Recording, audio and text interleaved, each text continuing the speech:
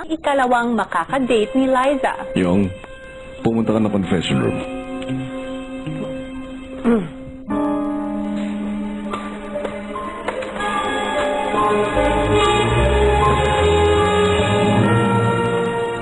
Hi, Yong! Kanina pa kita inaantay, ah. Kumain ka na?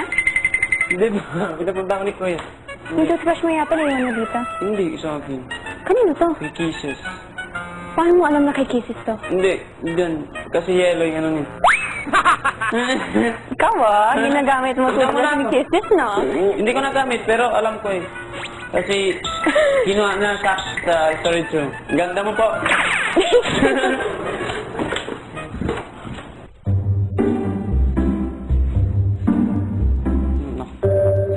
Yung, Opo eh.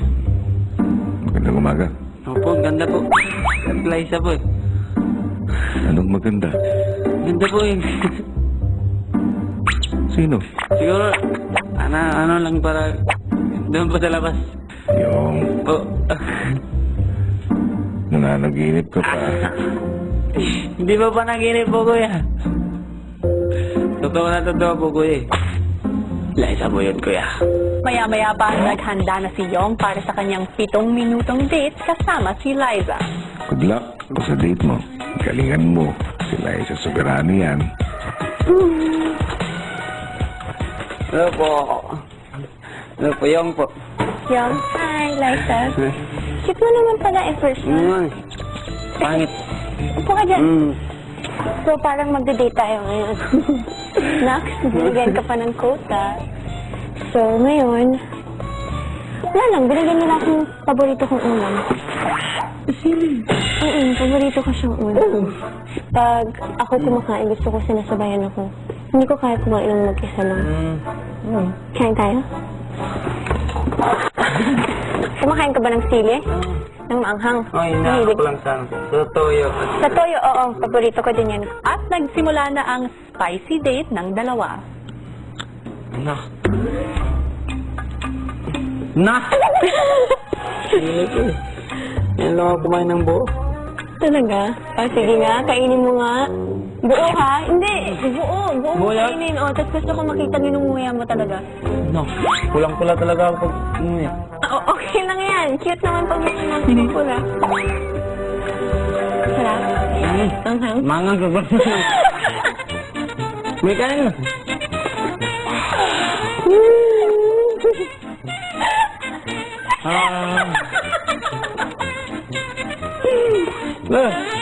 Sino lang? Na! Ako mamusin naman. Kaka? Hubig. Gusto mo gatas? Mas magaling. Oh, umiyak na ako. Naiiyak na na kuya. Gusto mo asukal? Kumain ka ng asukal. Kaya pa? Hindi ko na. Sigurado ka? Kaya mo na? Nga. Toyo lang ang sa akin. Toyo? Sa bahay, toyo naman eh. Wala nang ulam. Ako din, paborito ko. Pag kunwari, hindi ko trip yung ulam or hindi. Toyo lang, kalamansitas sili. Hindi ko kinakain ng buo. Dinudurog mo lang. Kaya mo yung ganun lang. May girlfriend ka ba? Wala. Sa family na. Sa family ko na ako na ganun. Sa family ka nag-focus muna.